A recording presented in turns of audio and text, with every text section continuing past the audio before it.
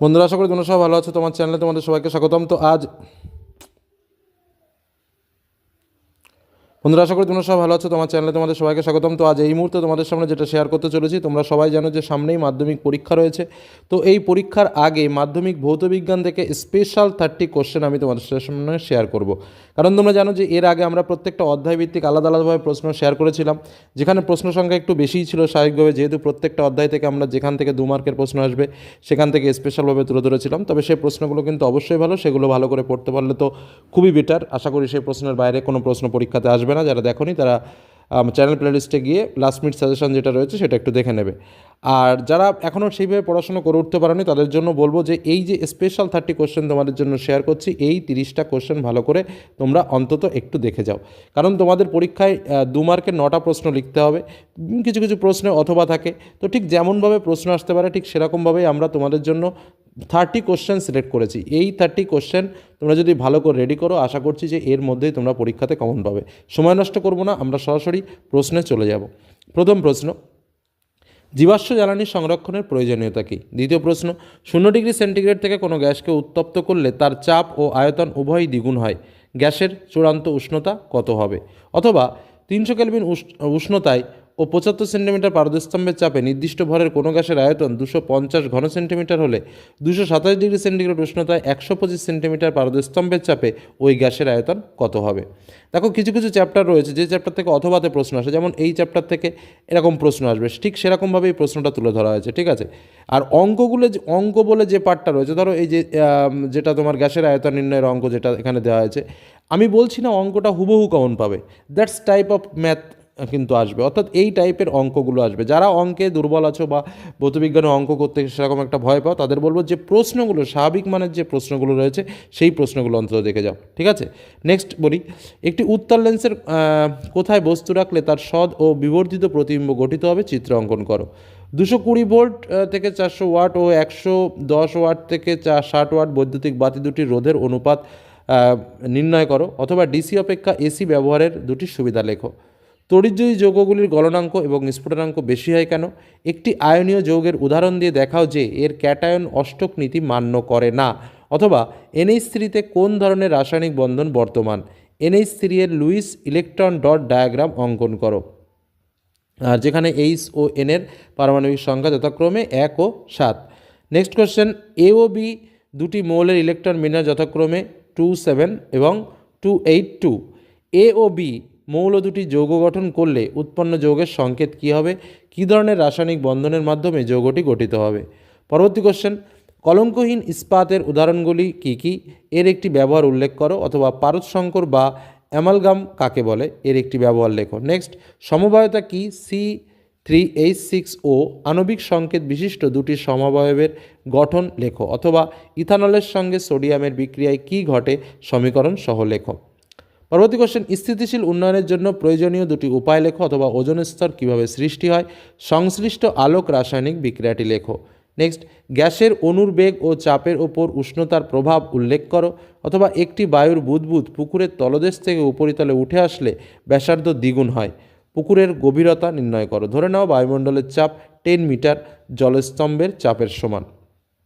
পরবর্তী প্রশ্ন, দেখাও যে একটি উত্তল দর্পণের ফোকাস দৈর্ঘ্য যেখানে F=x/2, যেখানে R= বক্রতা ব্যাসার্ধ, অথবা চিত্রসহ উত্তল লেন্সের আলোক কেন্দ্র ও ফোকাস বিন্দু কাকে বলে? লেখো। নেক্সট, তড়িৎচুম্বকীয় আবেশ সম্পর্কিত ফ্যারাডের সূত্রগুলো বিবৃতি করো। পরবর্তী কোশ্চেন, দেখাও যে Cl আয়নীয় বন্ধন করে Mg এর সঙ্গে, Cl আয়নীয় বন্ধন করে Mg এর সঙ্গে, কিন্তু সমযোজী বন্ধন করে H এর সঙ্গে, যেখানে HCl Mg পারমাণবিক সংখ্যা যথাক্রমে 1, 17 এবং 12। অথবা আয়নীয় যৌগগুলি কঠিন অবস্থায় তড়িৎ পরিবহন করে না, কিন্তু গলিত বা জলে দ্রবীত অবস্থায় তড়িৎ পরিবহন করে কেন? নেক্সট, লুইস ডট গঠন দেখাও কার্বন ডাইঅক্সাইড আর NH3। হেবার পদ্ধতিতে অ্যামোনিয়া প্রস্তুতির শর্তসহ সমীকরণ দাও। থার্মিট পদ্ধতিতে ধাতু নিষ্কাশনের নীতি ও সমীকরণ উল্লেখ করো। অথবা জিঙ্ক ও লোহার প্রধান আকরিকের নাম ও সংকেত লেখো। সমগণীয় শ্রেণী কাকে বলে? উদাহরণ দাও। অথবা IUPAC এর নাম লেখো। CH3 CH2 COOH। Next, CH3 CH3 CH2। পরবর্তী প্রশ্ন, গ্যাস হোল কি? এটি কী কাজে ব্যবহৃত হয়? মাত্রীয় বিশ্লেষণ থেকে আর এর একক কী হওয়া উচিত তা দেখাও। অথবা 0 ডিগ্রি সেন্টিগ্রেড উষ্ণতা থেকে কোনো গ্যাসকে উত্তপ্ত করলে তার চাপ ও আয়তন উভয়ই দ্বিগুণ হয়, গ্যাসের চূড়ান্ত উষ্ণতা কত হবে? উত্তর লেন্স দ্বারা বস্তু অপেক্ষা আকারে বড় সদ্বিম্ব গঠনের রশ্মিচিত্র অঙ্কন করো, অথবা হাইপারমেট্রোপিয়া কি, এটি প্রতিকারের জন্য প্রয়োজনীয় রশ্মিচিত্র অঙ্কন করো। কোনো পরিবাহীর মধ্য দিয়ে 1 মিনিটে 6 × 10⁻20 সংখ্যক ইলেকট্রন অতিক্রম করলে পরিবাহীর মধ্য দিয়ে কী পরিমাণ তড়িৎ প্রবাহিত হবে?